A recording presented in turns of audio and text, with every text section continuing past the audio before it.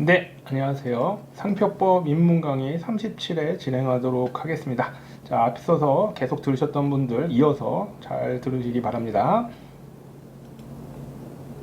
우리 앞서서 계속 해왔던 부분들이 이제 등록 절차 이후에 드디어 이제 상표권이 등록되고 나서 일정한 절차 파트를 좀 했었습니다. 그래서 저번 시간에 했었던 거는 갱신에 대한 걸 했었죠. 존속기간 갱신, 그쵸? 갱신은 10년이라는 존속기간이 있는데 그거를 10년마다 계속 늘릴 수 있다. 그렇게 되는 거죠. 그렇죠? 그래서 갱신을 했었고요. 자, 그거에 이어서 이제 어떤 걸 하게 되냐면 지정 상품 추가라는 것과 그다음에 분류 전환이라는 게 있습니다. 그래서 상표권 등록 이후에 크게 세 가지의 좀 절차적인 게 이제 처음에 배우게 됩니다. 그래서 존속기간 갱신 있었죠. 그다음에 지정 상품 추가 출원, 그 다음에 분류 전환이라는 걸 배울 겁니다. 상품 분류입니다. 상품 분류는 상품을 류별로 나누었는데 그게 분류가 전환이 되는 게 있다. 그거 나중에 설명드릴 거고요. 자, 그러면 존속기간은 저번에 10년마다 갱신한다고 설명을 드렸었고, 그 다음에 이제 지정상품 추가라는 걸 설명드리도록 하겠습니다. 자, 우리가 자, 이렇게 상품 A와 B라는 거를 이제 상표 출원을 해놨거나 아니면 등록을 하는 경우가 있을 겁니다. 근데 이제 사업을 하거나 어떤 상황이 돼서 상품 C가 필요할 경우가 있을 수 있겠죠. C는 분야가 달라도 상관이 없는데, 그러면 원래 일반적으로 별도로 이렇게 출원을 해서 등록을 받으시면 됩니다. 그러면 원래 요 위에 상품 A, B에 대해서 어떤 등록이 되면 등록 원부라는 게 있는데 여기에 이제 상품 A와 B가 표시되어 있을 겁니다. 그 다음에 여긴 별도로 했기 때문에 여기에는 뭐 상품 C와 관련된 게 별도로 등록 원부가 있게 돼요. 이게 가장 일반적인데 이제 우리나라 좀 특유 제도가 어떤 게 있냐면, 자, 상표를 출원을 하거나 등록된 상태에 자, 상품 C를 이렇게 별도로 하는 게 아니라 이렇게 이 상품을 별도로 추가할 수 있습니다. 근데 추가하는 것 자체가 나중에 등록을 받으면 권리가 발생을 하기 때문에 일정하게 심사를 받아야 됩니다. 그래서 지정상품 추가 출원이라고 표현을 하는 겁니다.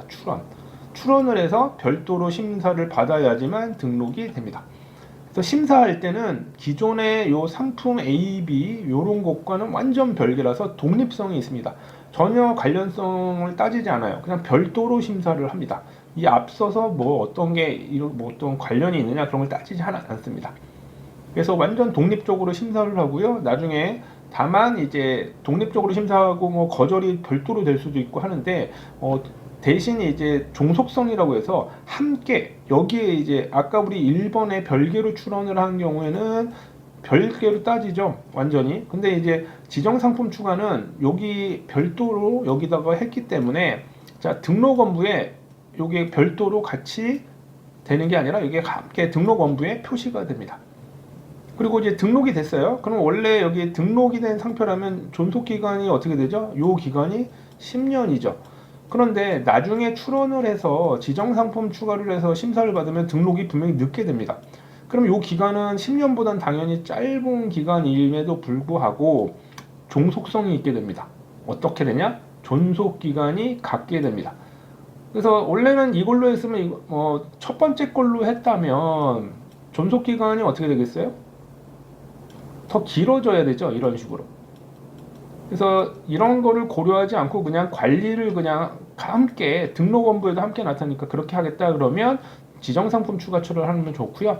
그냥 별개로 뭐 크게 문제될 거 없고 등록증이 하나 더 생기는 거기 때문에 권리 기간이 줄어들지도 않고 그렇기 때문에 이런 경우에 별도로 출원하는 게 가장 일반적. 지정상품 추가 출원은 그냥 하나의 등록 원부에 표시해서 관리 차원에서 하는 경우 그렇게 하겠다 그러면 지정상품 추가 출원을 할 수도 있습니다. 비용은 거의 비슷합니다. 그래서 그거는 이제 전략적으로 하시면 돼요. 이제 사업적으로. 그래서 절차, 여러분들이 이제 고객하고 만나면 그런 절차적인 부분과 어떤 장단점, 그런 부분들, 비용적인 거는 거의 차이가 없으니까 그런 거를 설명을 해 주셔야 합니다. 자, 요게 지정상품 추가 출원이고요. 자, 상품 분류 전환이라는 게 있습니다. 상품 분류는 이제 거의 시험에 나올 가능성은 적은데, 요게 이제 분류 전환에는 상표권 소멸 파트가 좀 남아있긴 합니다. 그런 부분은 이제 기본 강의 때 해드릴 건데 자, 소멸이라는 부분이 좀 중요해요. 그래서 소멸은 최근에도 시험에 나오긴 했습니다. 근데 그 외에 분류 전환에 관한 부분은 시험에 나올 가능성이 적습니다. 왜 그런지 말씀을 드릴게요. 자, 우리가 98년도 3월 1일 있습니다. 되게 중요한 날이고, 그다음에 2001년 7월 1일. 자, 여러분들 뭐 이게 3.1절도 아니고, 근데 이제 개정법이 있는 날짜거든요. 그러니까 우리 이제 법률 쪽 상표법을 공부하시는 변리사들은 이제 이런 날짜들이 되게 중요한데, 자, 이게 어떤 날짜냐면, 자, 98년 3월 1일 이전에는 우리나라만의, 우리가 이제 상품 분류라는 게 있다고 했잖아요. 상품 분류. 그러면 원래 지금 우리가 쓰고 있는 1류부터 45류의 상품 분류, 그렇죠? 요거는 이제 98년 3월 1일부터 써서 지금까지 쓰고 있는데, 그 전에는 우리나라만의 분류가 있어서 뭐 몇 군 뭐 이런 식으로 표시를 했어요. 그러니까 아직도 자기네만의 나라로 하는 거를 제가 브라질인가 어디에서 제가 본 것 같긴 하거든요.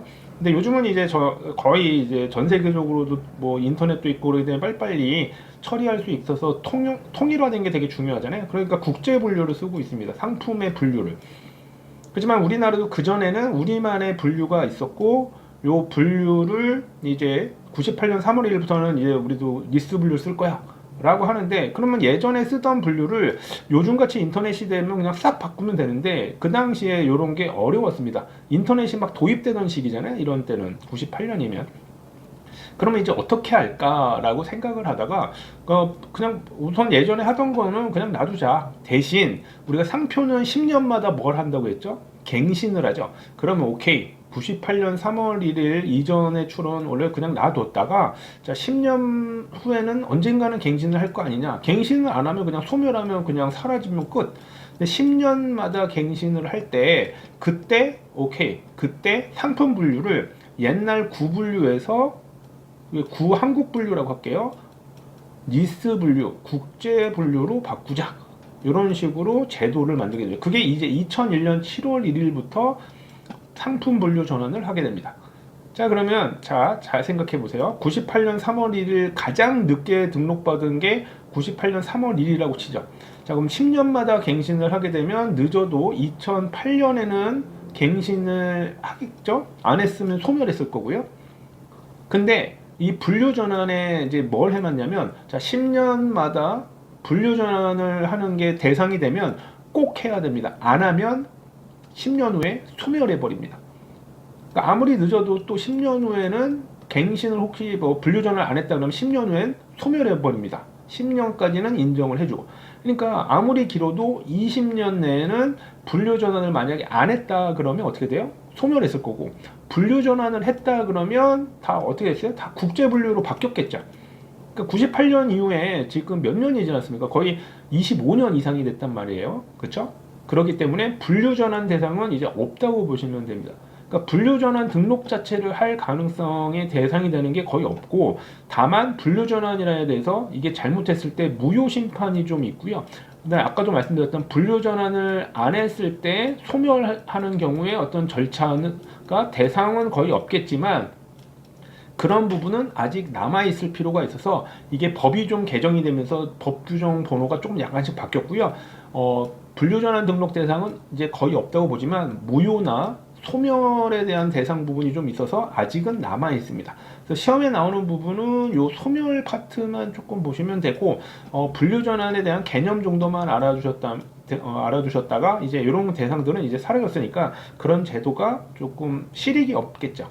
그렇죠? 그래서 옛날에 이거는 막 80조 이렇게 규정하다가 이게 개정이 되면서 220 몇 조로 다 뒤로 쫓겨났어요. 이제 실익이 많이 없으니까. 그래서 분류 전환은 옛날에 우리만의 분류를 쓰다가 국제 분류로 바꾸는 제도였고, 이제 그 대상은 사라졌다. 이렇게 알아두시면 됩니다. 그래서 존지분, 존속기형갱신, 재정상품 추가, 분류 전환은 우리가 등록 이후의 어떤 일정한 절차다. 이렇게 알아두시면 됩니다. 존지분. 예. 자, 이렇게 해가지고요. 우리 37회 강의 마치도록 하겠습니다. 다음 38회 때 또 뵙도록 하겠습니다. 감사합니다.